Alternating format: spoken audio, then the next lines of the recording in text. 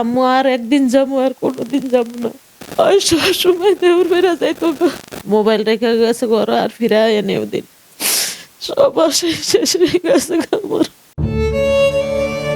গেল জুলাই আগস্টের আন্দোলনে সারা দেশে শহীদ হয়েছেন প্রায় 2000-এর বেশি মানুষ। তার মধ্যে শ্রমিক নেতা ও তাদের পরিবারের সদস্য নিহত হয়েছেন প্রায় 70 জন। তেমনই একজন শহীদ শ্রমিক ইউনিয়নের নেতা আলম মিয়ার ছেলে কলেজ পড়ুয়া জিহাদ হাসান মাহির।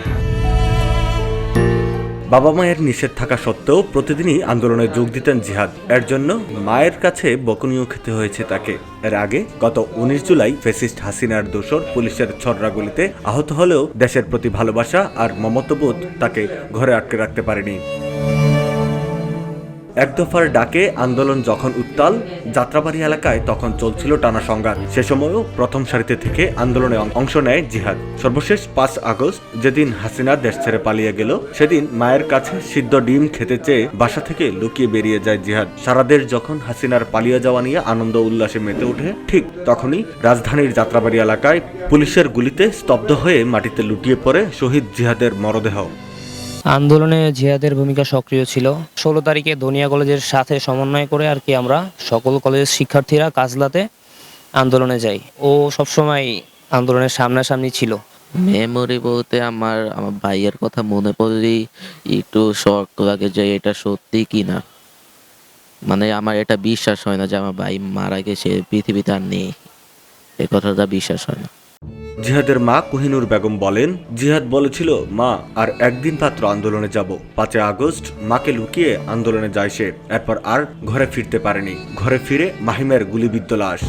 ওই দিন সকালে 10টা বা 10:30টার দিকে ঘুমের থেকে উঠছি। পরে আজান দিছে, মসজিদে যাইব নামাজ পড়তে। নামাজ পড়া বাসায় খাবো, একটা ডিম সিদ্ধ করে রাখো, দুপুরে আব্বুর সাথে সবার সাথে একসাথে ভাত খামো। মোবাইল রেখে গেছে ঘর, আর ফিরে এনে ওদিন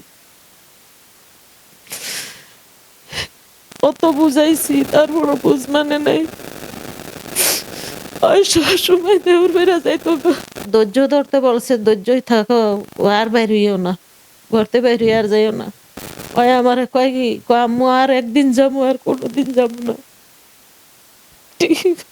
ওদিন রাত্রে বুঝাইলাম যে যাইলে তোমার বাবার লগে যাইও, কিন্তু আর একদিনই গেছে, আর ফিরে নাই। আমার ছেলে না আমার কয়ে গেল আমি ডিম সিদ্ধ করে রাখতাম ভাত খাইব। আমার ছেলে তো অবুঝা ছিল, কোনো বুঝতো না। কবে যে এসএসসি পরীক্ষা দিমু, কবে যে শেষ হইব, আমার বাবার তো বয়স হইতাছে, আমার তো ভালো কিছু একটা বাবার জন্য করতে হইব। কিন্তু 4 তারিখে রাত্রে কয়ে 5 তারিখে শেষ, সব শেষ হয়ে গেছে আমার। রাজধানীর ডক্টর মাহবুবুর রহমান মোল্লা কলেজের একাদশ শ্রেণীর শিক্ষার্থী ছিলেন জিহাদ হাসান মাহির। মোল্লা কলেজের তরফ থেকে শহীদ জিয়াদের নামে নামকরণ করা হয়েছে তাদের একটি বাস। বৈষম্য বিরোধী আন্দোলনে প্রাণ হারানো শিক্ষার্থী মাহিমের বাবা মোহাম্মদ আলম মিয়া ছেলের সুখ বয়ে বেড়াচ্ছেন, তবে তিনি ছেলের আত্মত্যাগের জন্য গর্বভূত করেন। দেশের জন্য শহীদ হয়েছে, আমার দেশের জন্য প্রাণ দিয়েছে আমার ছেলে, গর্বিত। দেশ স্বাধীন করছে, স্বৈরাচার থেকে দেশ মুক্ত করছে।